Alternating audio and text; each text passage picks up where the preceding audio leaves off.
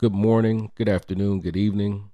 I hope that you are having an amazing day in whatever the part of the world it is that you are in, whatever time it is. This is the Black Conservative Liberal chiming in with another one of my opinion podcast videos, whatever you want to call it. In this video, this is a huge announcement for really women in, well, actually girls in Georgia, high school, middle school athletics. But before I get into the video, I'm going to do the maintenance that I have to do. I'm going to ask that you please consider giving me a like, a heart, thumbs up, a follow, subscribe. And I would love a comment, especially if you disagree. But let me shut up and go on ahead and get into the news broadcast regarding what is probably going to take place in the majority of the red states here pretty soon.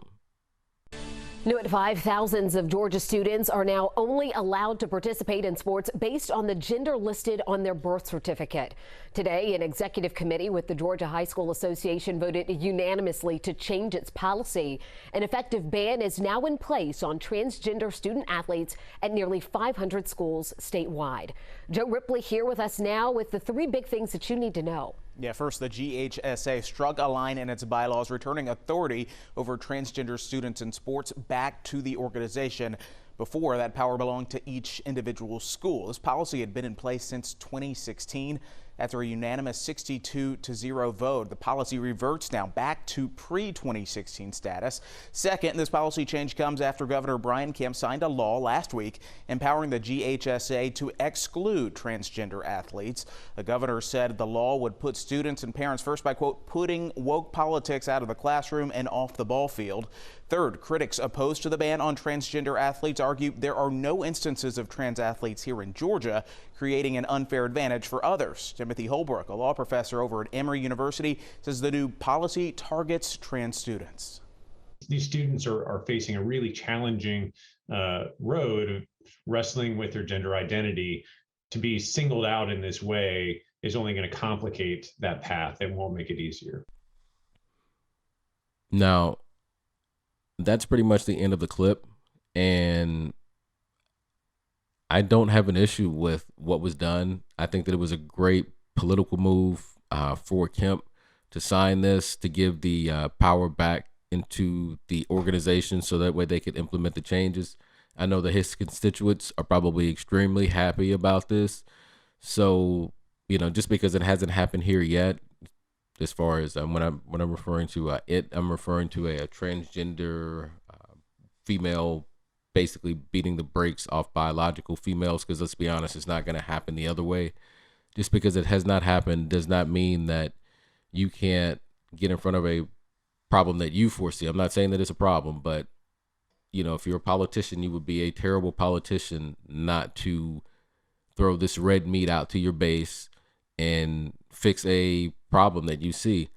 And not only that, one thing that the Democrats have to realize is come our election in Georgia,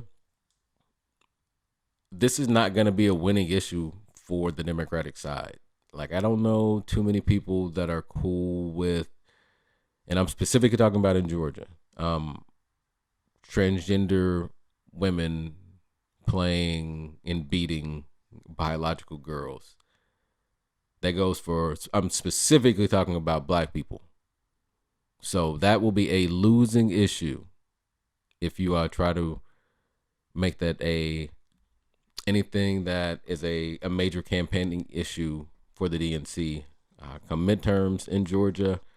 And of course, if you come down here with that nonsense during the next presidential election, it'll probably get you laughed at. So I'm going to give Brian Kemp the last 2 bills that he signed. He's 2-0. The gun safety, or excuse me, the constitutional carry. And now this bill right here that gives the power back to the governing body of the athletics in the state of Georgia. So Democrats, your work's cut out for you. And as always, folks, I'm going to end it there, but I hope that you have a great day. And if you got a comment, especially if you disagree, go on ahead and drop it in the comments. Just keep it respectful, not personal, because I've got no problems getting personal right back. Y'all have a great day.